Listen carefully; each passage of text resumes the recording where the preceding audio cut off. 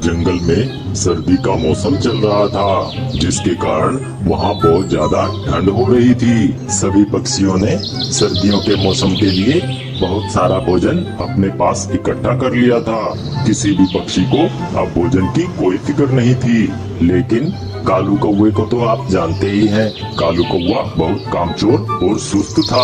उसने सर्दियों के मौसम के लिए कोई भी भोजन इकट्ठा नहीं किया था और अब कालू कौवे को कुछ समझ नहीं आ रहा था कि वो इस सर्दी के मौसम में क्या करे और क्या ना करे। कालू जी, मैं तुमसे शादी करके बहुत फंस गई हूँ। तुम्हारा तो बस ना चले तो मुझे और मेरे राजू कौवे को भूखा ही मार दो। रानी, मैं जानता हूँ मैंने काम चोरी के कारण ठंडी के मौसम के लिए भोजन नहीं इकट्ठा किया है, परंतु मेरे इस शातिर दिमाग में एक बहुत ही बढ़िया सा उपाय आया है, जिससे हमें बहुत सारा भोजन मिल जाएगा और हमें मेहनत भी नहीं करनी पड़ेगी। रानी, अरे वाह कालू जी, परंतु ये बढ़िया सा उपाय आखिर कौन सा है? रानी, मिट्टू महाराज की वजीर वह मीनू चिड़िया है और मिट्टू महाराज ने इसे सारे पक्षियों के जन्मदिन को अच्छे से मनाने और इन्हें बहुत सारे भोजन देने की जिम्मेदारी दी है। मीनू चिड़िया को इस जंगल के सारे पक्षियों का जन्मदिन याद रहता है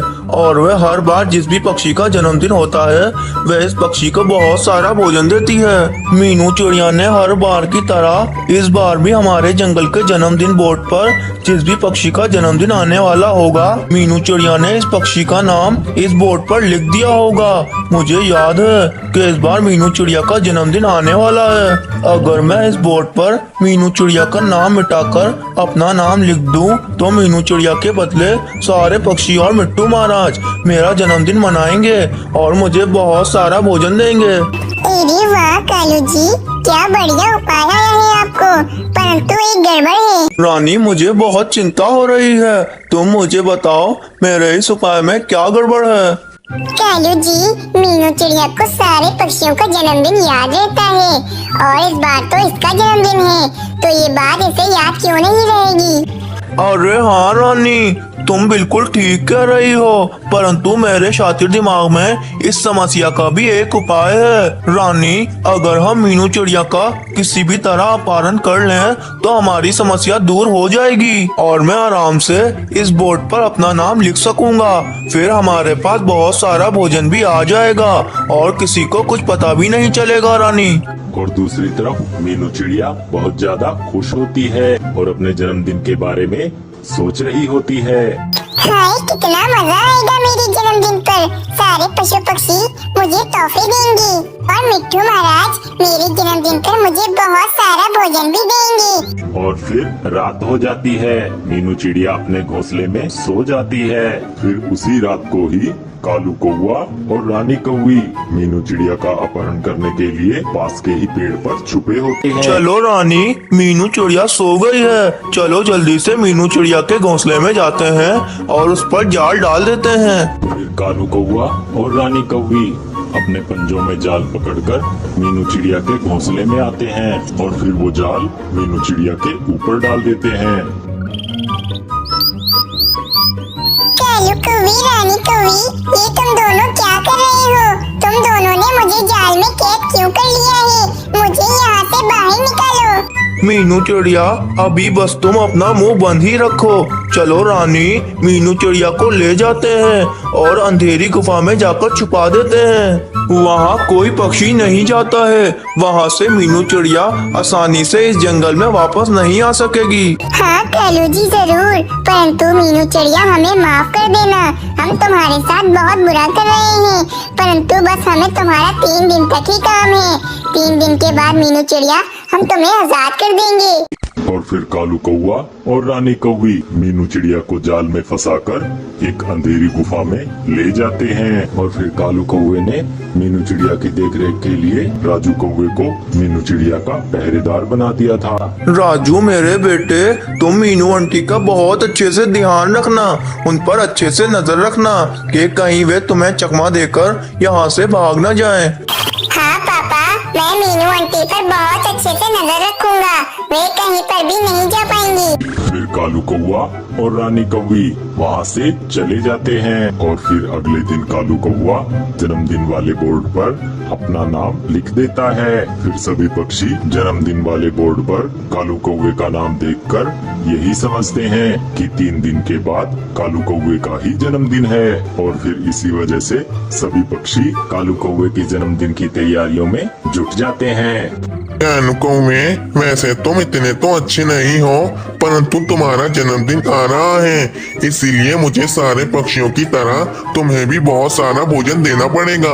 मिट्टू जी, मीनू चिड़िया कल से कहीं नहीं दिख रही है, ना जाने वे कहाँ चली गई है। अरे मिट्टू महाराज, मीनू चिड़िया ने मुझे बताया था कि मीनू चिड़िया अपने भाई मानो चिड़िया से मिलने के लिए दूसरे जंगल जा रही है। वह मीनू चिड़िया 3 दिन के बाद वापस आएगी।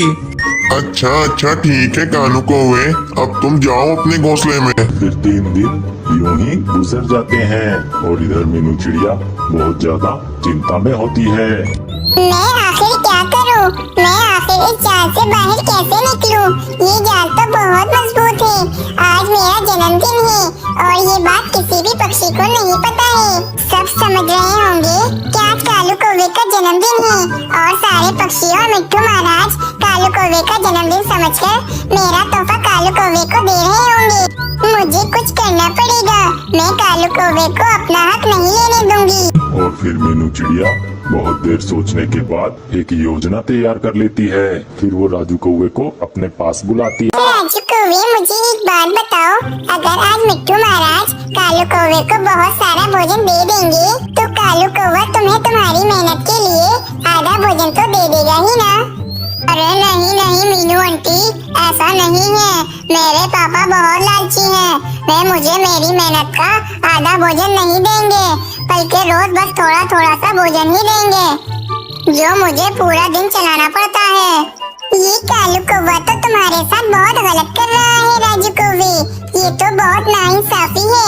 अगर तुम मेरी बात मानो तो मैं तुम्हें बहुत सारा भोजन दिलवा सकती हूँ। आखिरकार राजू कौवा भी कालू कौवे का ही बेटा था, इसीलिए राजू कौवा भी लालच में आ जाता है। राजू कौवे, आज मेरा जन्मदिन है, अगर तुम मुझे इस जाल से बाहर निकाल दो तो मैं फौरन मिट्टू महाराज के पास जाऊंगी और इन्हें बताऊंगी कि आज कालू कौवे का नहीं बल्कि मेरा जन्मदिन है। तो मिट्टू महाराज मुझे कालू कौवे की जगह बहुत सारा भोजन दे देंगे, फिर मैं इस भोजन में से आधा भोजन तुम्हें दे दूंगी। फिर राजू कौवा मीनू चिड़िया की बातों की वजह से लालच में आ जाता है और फिर राजू कौवा मीनू चिड़िया को उस जाल से बाहर निकाल देता है। फिर मीनू चिड़िया उस गुफा से बाहर निकलकर जल्दी जल्दी सभी पक्षियों के पास पहुंचती है और वहां पर सभी पक्षी कालू कौवे का जन्मदिन मना रहे होते हैं कि तभी वहां पर मीनू चिड़िया पहुंच जाती है। रुक जाओ कालू कौवे, ये केक तुम नहीं काट सकते।